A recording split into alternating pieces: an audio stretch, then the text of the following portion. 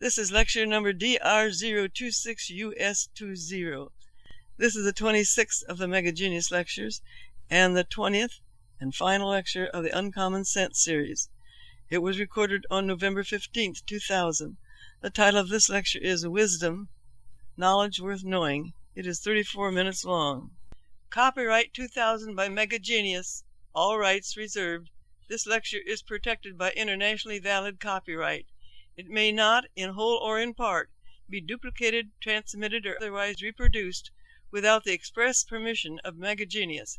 Unauthorized translation, importation, or distribution is a violation of applicable laws. Mega Genius is a United States federally registered trademark and service mark. And now, here is Mega Genius. Intelligence and wisdom are blood brothers. This is a megatruth. To the extent that you think intelligently, you will know wisdom. Man fails to expand his attention to see the whole picture. Therefore, he cannot thoroughly examine the whole picture. Therefore, he makes assumptions that are not true. Consequently, he is mired in false answers. Man does not think intelligently. A philosopher is one who seeks wisdom. You are a philosopher. A religion is a suggested way to attain wisdom. If you are pursuing a specific course toward wisdom involving particular practices, you are a religionist. All people seek wisdom. Now and then someone will come along and suggest that they have seen the light, and that if you do such and such or refrain from this and that, you will see some of the light too. Sometimes they actually have seen some of the light. More often, they have not seen much. Occasionally, the practices they suggest contain some degree of workability. If so, usually the practices are quickly changed by others who are less intelligent, and the workability is lost. Most of the time, the practices are not worth practicing. Once in a great while, an enlightened one will communicate his ideas with such effectiveness that billions of lives are changed. It may or may not be for the better. If it is, sooner or later we recognize a grand philosopher. If it is for the worse, we discover a demon incarnated. Most often the concepts that are communicated result in specific practices, and a major religion ensues. Religions tend to lead in the direction of some wisdom. Some of the religions on this planet at this time are far more workable and beneficial to man in the long run than others. My intent in this lecture is to address philosophy, the pursuit of wisdom. I will not, in this lecture, specifically address religion, how to attain wisdom, beyond stating that the genius formula can take you beyond the stars. This is a fine line which requires some differentiation, but it is a clear line to me. I want you to expand your attention to review some of man's earlier pursuits of wisdom that have affected enormous numbers of people. There have been patterns which I think you will find of great interest. Nevertheless, most of those earlier pursuits of wisdom led to specific practices, hence religions. Although I may briefly mention some of those practices, I will not address them in any depth. It is not my intention to tell you what religions are more right or wrong than others, or to modify in any manner any religious practices to which you may subscribe. If the only tool that you have is a hammer, then the whole world looks like a nail. But you have the genius formula, and by applying it, you can easily discover the value and workability of any religion, or anything else, for yourself.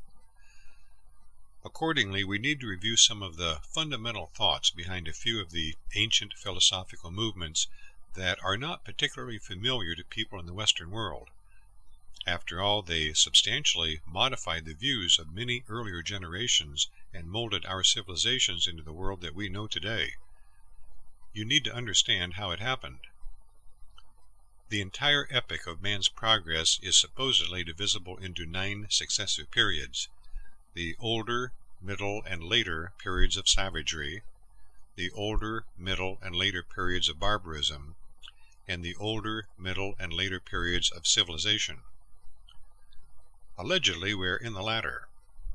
In truth, and with all sincerity, we are at best only one step into the earliest period of civilization. Regardless, let's take a small step back in time to see what wisdom our planet's society may once have known, and what it may have forgotten. More than 10,000 years ago, much earlier than modern man erroneously thinks, in the area now known as Pakistan, a remarkable body of information surfaced called the Veda, meaning knowledge.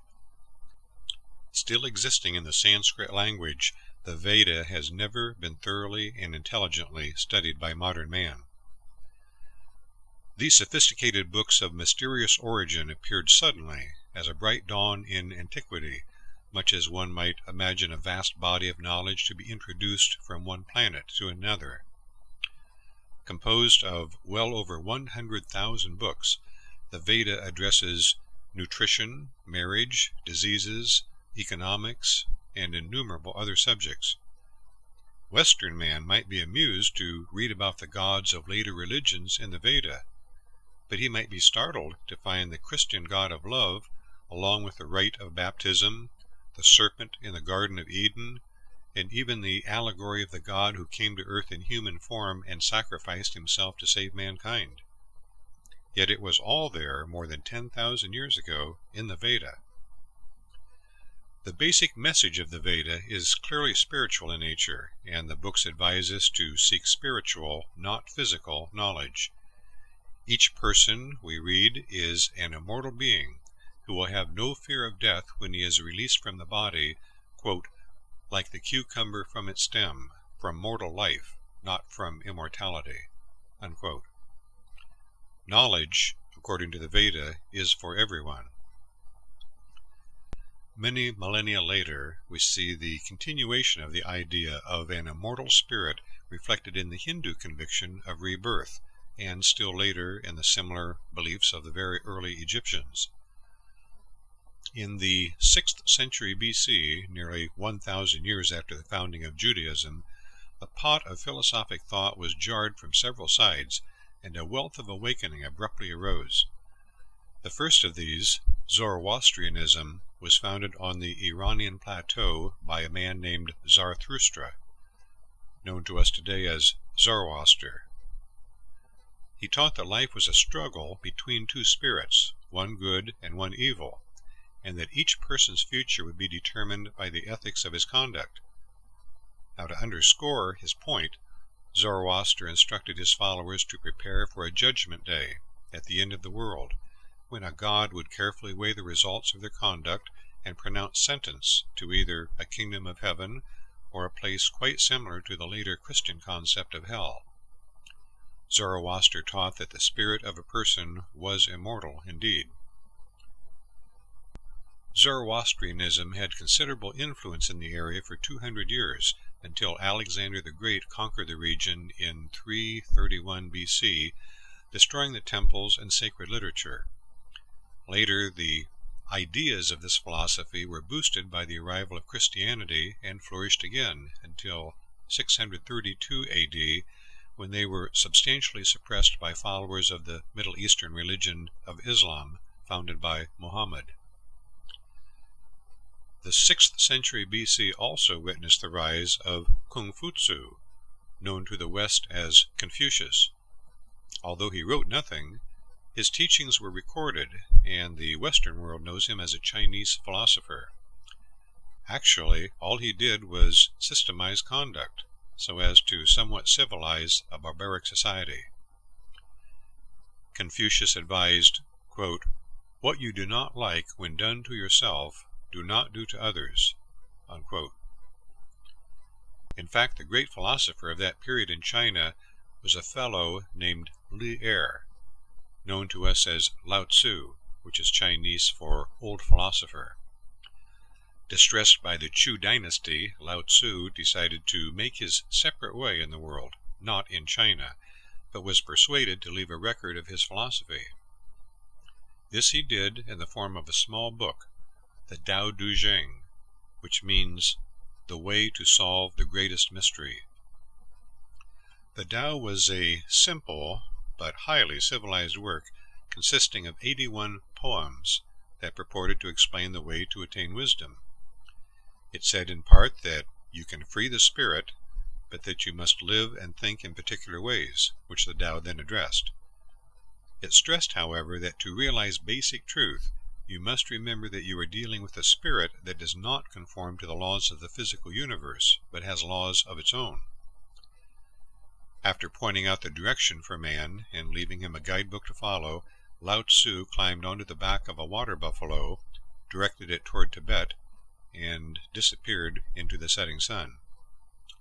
There is no record that he was ever seen again. Philosophy, the pursuit of wisdom, sometimes results in religion, the way to wisdom, and the Tao Te Ching was certainly a religious text, which specified practices. Taoism soon became one of the major religious forces on earth. The small book that begins, quote, "The way that exists in the physical universe is not the real way," unquote, has been China's great contribution to religious thought and has been translated more often than any book except the Bible. As years passed, Taoists practiced the way according to various interpretations. Some sought a mushroom that they thought would prevent death. Others refrained from eating meat or drinking wine. And still others practiced breathing exercises or became Taoist alchemists. The objective was immortality.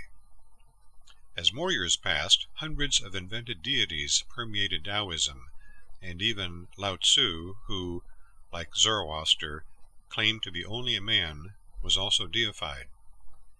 Half the soul of China was said to be Taoist, and Taoism prospered for about 1,500 years. Then the minds of the Orient began to stray toward other schools of philosophic thought. The strength of the Tao was that it was one of the most sophisticated books to grace the face of the earth. Its weakness, however, was that its followers finally grew tired of relying on faith, as they were unable to achieve the promised result of immortality in a lifetime. Another of the most important philosophers in history appeared at about the same time in northwestern India. Renowned as the Light of Asia, the teacher Siddhartha Gautama rang a bell loud and clear in the dark silence of this ancient culture with the promise of significant results in one's lifetime. He was called Prince Siddhartha, but you know the man as Buddha. This son of a wealthy family, having forsaken his worldly possessions in his attempt to understand and alleviate the miseries and sufferings of his fellow man, reclined one day beneath a wild fig tree and resolved to not move from the site until he had seen the truth about life.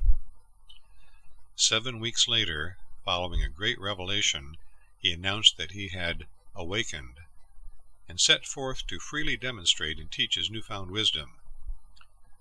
According to the man subsequently known as the Buddha, meaning enlightened one, the miseries of life were the result of each person being trapped in the physical universe and, furthermore, in a continuous cycle of rebirth in body after body. Each person, he explained, was actually a spirit, not of the physical universe, who could easily be sprung from his head and then immediately realize vast and basic truths about life. While under the fig tree, Buddha continued, he had suddenly moved outside his body, and in that condition had easily viewed many of his previous lifetimes, which resulted in an immense understanding of himself and the conditions of others. He promised that the exterior state of existence could be taught to anyone within a minimum of 1 week and a maximum of 7 years, but that each person would have to attain this state of Bodhi, meaning Buddha, on his own. Buddha explained, quote, "All that we are is the result of what we have thought. By oneself evil is done. By oneself one suffers. by oneself evil is left undone. By oneself one is purified. Purity and impurity belong to oneself. No one can purify another." Unquote. Buddha's exact techniques are still being debated, but there was great agreement at that time that he had a unique ability to produce wondrous results. Whatever he did, he continued doing it for about 40 years to all people who sought his wisdom. Asia, accustomed to everything taking a very long time, was never to be the same again. In accordance with Buddha's contention that truth is for everyone, Buddhism came to be recognized as the world's first international religious movement. Unfortunately, though, as it expanded after Buddha's lifetime, the state of Bodhi that he had so successfully taught to others was produced by his followers less and less frequently. It appeared that Buddha's disciples lacked the teacher's expertise, and so the decline began. Predictably, continual debates arose about exactly what Buddha had said and meant. After only 100 years, 18 sects had arisen, and later hundreds more, each purporting to teach what Buddha had really said and done. Soon this teacher, who had claimed only to be a man awakened, was also viewed as a deity. From 700 to 1100 A.D., the Buddhist waters were further muddied by the catastrophic invasion of India by the Muslims, who systematically destroyed all the Buddhist literature they came across for 400 years and slaughtered Buddhist monks by the tens of thousands. For one golden moment, Buddha had produced results so spectacular that word of his accomplishments permeated and brought sweeping changes to 2/3 of the known world, resulting in the civilization of 3/4 of Asia. Quite an effect by one man's revelation under a wild fig tree. Is there any chance that Buddha's results may be realized again? Well, Buddhists find hope in Buddha's own specific promise of the Maitreya, meaning friend, that shortly before the year 2000 A.D., a red-haired man would appear in the Western world and complete the emancipation Buddha began. In 800 A.D., in Tibet, one sect of Buddhism was further developed by Padmasambhava, who was thought to be Buddha in a subsequent life, according to sacred Tibetan scriptures. This philosophy, known as Tibetan Buddhism, or Lamaism, was concerned primarily with understanding the mechanism of the mind that caused a spirit, once freed from a body, to be trapped within a body again. According to Padmasambhava, emancipation of the spirit was a process of knowing oneself. Apparently having concluded that everyone is emancipated in a fashion from the body at its death, he sought to capitalize upon that phenomenon by addressing the spirit at that time, in hopes of enabling it to break the rebirth sequence. He prepared a series of instructions to be read to the person prior to and at the point of death, and for 7 weeks thereafter. His book, called Bardo Thorol, is known to the Western world today as the Tibetan Book of the Dead. Now, the success of Lamaism was difficult to determine. Its technology did not embrace a way of determining the extent of any results produced. An attempt was also made in China in about 600 A.D. to return to basic Buddhism through the application of an understanding of Taoism. The goal of Chan, meaning knowingness, as it was called, was to achieve a total realization of oneself, although by that time the emancipation of the spirit from the body was no longer viewed as an attainable result. Hence the exterior state of the Buddha was then seen as merely one who had attained a demeanor like the Buddha, of calmness and serenity. Chan Buddhism began to wane after the 10th century, but was then introduced into Japan as Zen, the Japanese pronunciation of Chan Buddhism, in 1200 A.D. It rapidly strayed even further from Buddha's teachings. Soon it was thoroughly incorporated into Japanese lifestyle through a multitude of practices, including tea drinking, art, gardening, flower arranging, poetry, architecture, and martial arts such as jiu-jitsu, based upon a purely Taoist principle. With the westernization of Japan in the 20th century, Zen Buddhism became the rapidly fading shadow of a 2,500-year-old Indian rainbow. Despite extensive alteration of Buddha's teachings, the effect he produced upon this world has been far-reaching. For instance, most Westerners would find it mildly interesting to know that Buddha was deified by Hinduism, but would be startled to learn that the source of the most prevalent religion practiced on earth today was canonized by Christianity as Saint Jehoshaphat, worshipped each November 27th. Jataka, the book of 550 past lives recounted by Buddha, is one of the most popular books in the history of man, having appeared in Sanskrit, Persian, Arabic, Hebrew, Greek, and all modern languages of Europe. Yet most American parents would be taken aback to learn that it was the basis for a compilation of examples of ethical conduct highly regarded throughout Western civilization, Aesop's Fables for Children. I have briefly reviewed only a few of the major Eastern philosophies. I merely want you to be aware of some patterns that Eastern philosophical thought reflects.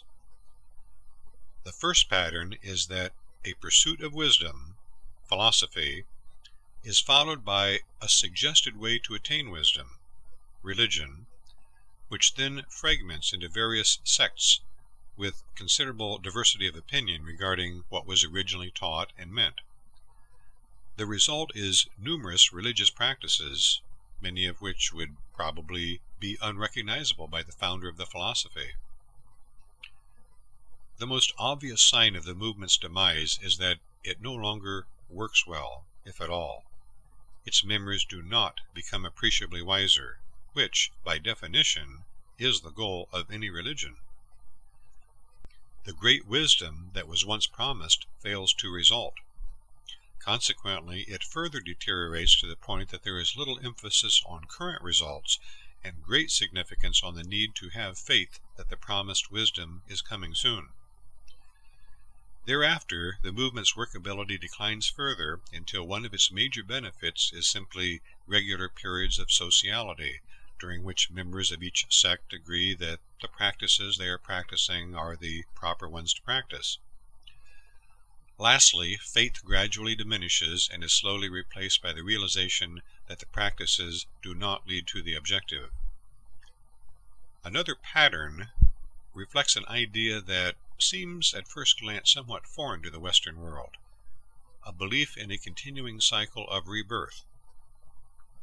Now, all chaff and whey aside, the basic two-part question is this: if a life entity can exist after the body's death, why not also before the body's birth?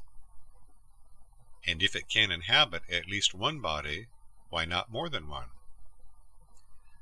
The answer to that question has been, and is, the most significant and easily definable difference between the Eastern and Western worlds, a contrast succinctly and forcefully noted by the 19th century German philosopher Arthur Schopenhauer. He said, quote, "Were an Asiatic to ask me for a definition of Europe, I should be forced to answer him, 'It is that part of the world which is haunted by the incredible delusion that man was created out of nothing, and that his present birth is his first entrance into life.'" Unquote. The origin of this traditional belief is much earlier than the records of man, and its history has clearly remained unbroken since the Veda. It is not, of course, confined to the Eastern world. Though obviously an integral part of Buddhism and Hinduism, for instance, it has also been a common belief among such diverse cultures as many African tribes, Algonquin Indians, Australian Aborigines, and sects of almost every culture in the world. In the 4th and 5th centuries BC, both Socrates and Plato favorably viewed the idea of past lives and rebirth. The Greek philosopher and mathematician Pythagoras recalled having lived before, and several Aristotelian schools taught that people are immortal and separable from their bodies. The earliest Christians were also quite familiar with the belief. Frederick the Great, Benjamin Franklin, Ralph Waldo Emerson, Henry Ford, Houdini, General George Patton, Salvador Dali, and innumerable others from Voltaire to John Lennon were convinced that they had inhabited bodies before and would do so again. Often they stated so with great conviction, as did the German poet and dramatist Johann von Goethe. Quote, "As long as you are not aware of the continual law of die and be again, you are merely a vague guest on a dark earth." Unquote.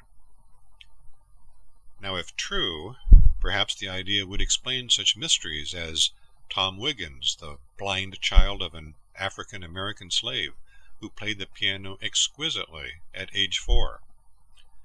After hearing the child perform for the first time, his newly hired piano teacher resigned, stating, quote, "That boy already knows more about music than I will ever know." Unquote. Or Wolfgang Amadeus Mozart, who wrote involved and technically precise minuets, a piano concerto, and a sonata at age 4. Or Jean-Louis Cardillac, who in the 18th century could recite the alphabet when only 3 months old, and could read Latin at age 3. Or Christian Friedrich Heineken, the 18th century prodigy who talked within hours of his birth, was an accomplished student of biblical history by age 2, and could converse proficiently in several languages by age 3. There are countless other examples. Far from a now-and-then fad, the belief that a life entity inhabits a succession of bodies is subscribed to by more than 2/3 of the Earth's population, but by only about 25% of the people in the United States, although surveys indicate the percentage is increasing. Why the difference? While I won't address the validity or fallaciousness of past lives and rebirth at this time, as it is really not germane to our immediate objective of identifying major patterns in Eastern philosophy, we will, however, look at why the idea seems less prevalent in the West. Considerable evidence exists in Christianity that Origen, called the Prince of Christian Learning in the 3rd century, and other early church fathers believed and taught the doctrine of the pre-existence of a life entity and its subsequent rebirth in another human body. In spite of that, in 553 A.D., this traditional belief of more than 10,000 years was banned by the Emperor Justinian through the unconstitutional Second Council of Constantinople, which included the following decree, quote, "Whosoever shall support the mythical doctrine of the pre-existence of the soul and the subsequent wonderful," meaning strange, "opinion of its return, let him be anathema," meaning cursed. Unquote. Consequently, one would not expect to find many specific references to the idea in the Vulgate, Wycliffe, Tyndale, Cloverdale, Geneva, Bishops, Rhymsbury, King James, and other versions of the Bible. Nevertheless, many students feel that some clear references remain, such as Jesus' forthright identification of John the Baptist as Elijah reborn, with the admonition, quote, "If ye will receive it," unquote, meaning believe it, in Matthew chapter 11.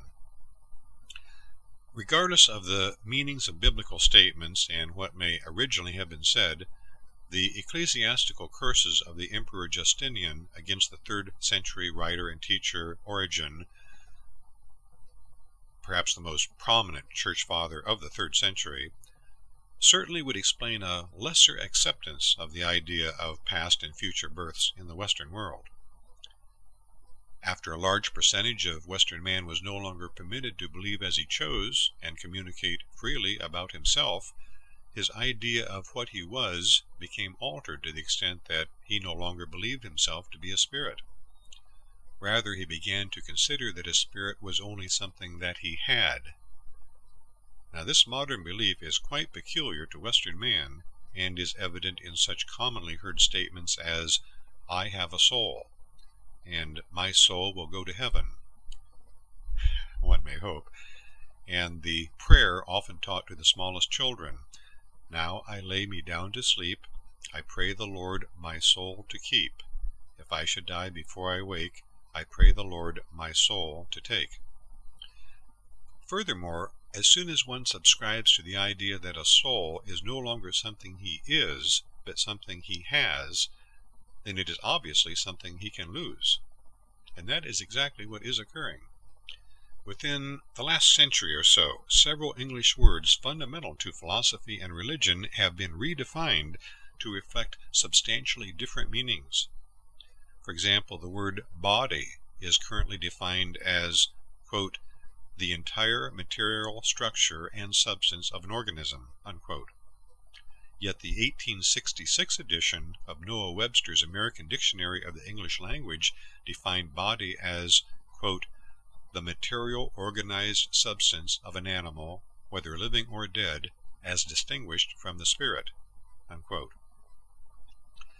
Today, spirit is defined as, quote, "that which is traditionally believed to be the vital principle or animating influence within living beings," unquote. Now compare that to the 1866 versions of, quote, "the intelligent, immaterial, and immortal part of man, the soul, in distinction from the body in which it resides," unquote, and, quote, "a disembodied soul, the human soul after it has left the body," unquote. Quite interesting differences, don't you think? Even the definition of life itself has been altered greatly. Today it is, quote, "the property or quality manifested in functions such as metabolism, growth, response to stimulation, and reproduction, by which living organisms are distinguished from dead organisms or from inanimate matter," unquote. But just a century ago, life was defined as, quote, "the time during which the human soul and body are united, the period between birth and death, the present state of existence, sometimes the perpetual existence of the soul in the present and future state," unquote. Of course, body and spirit and life are not something different today than they were thousands of years ago, and they are very clear in the minds of Eastern man. But if a modern person in the West was able to talk with one of his ancestors from the 19th century about these elementary matters, they would not even be speaking the same language. In brief, Western man has very recently begun to erroneously perceive life quite differently than anyone on earth since antiquity. The primary objective of this philosophic summary is to determine if there is a common denominator to more than 10,000 years of philosophic tradition on earth, and, if so, what it is. In fact, one simple and easily understood message to man rings clearly, and it is common to the Veda, Hinduism, Judaism, Zoroastrianism, Taoism, Buddhism, Lamaism, Islam, Christianity, and every other religious philosophy of importance in recorded history. That message to man is this single sentence: the road to great wisdom begins with the understanding that you are a spirit who can be freed from your body and can realize a state of immortality. The Genius Formula reveals that it is great wisdom, knowledge truly worth knowing. In the next series of Mega Genius lectures, the Whole Truth series, we will use the Genius Formula to attempt to unlock an extremely old door that has been bolted tightly for a very long time.